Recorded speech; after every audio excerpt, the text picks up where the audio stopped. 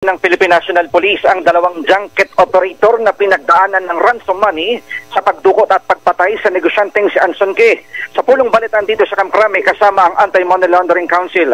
Sinabi ni PNP spokesperson, Police Brigadier General Jean Fajardo na kasama sa dinaanan ng money trail ang Nine Dynasty Group at White Horse Club. Pagkatapos nito, na-transfer na sa ibang e-wallet ang pera hanggang matransfer na sa cryptocurrency. Ang nasa likod ng Nine Dynasty Group ay si Mark Ong na sa isang Chinese at lumipat sa Pilipinas noong 1991. Lihim siya na gumagamit ng iba't ibang alias at front companies para itago ang kanyang pagkakilanlan at operasyon.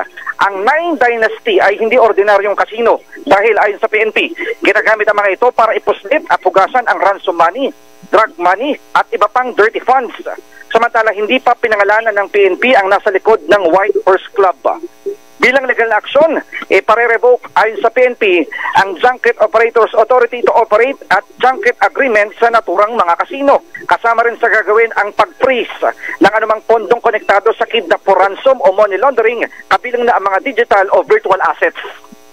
Ang inyong kapuso Mark Makalalad ng GMA Super Radio DZBB, dapat totoo. Usap tayo. Super kwentuhan with Mark and Susan. Diretso tayo. So yung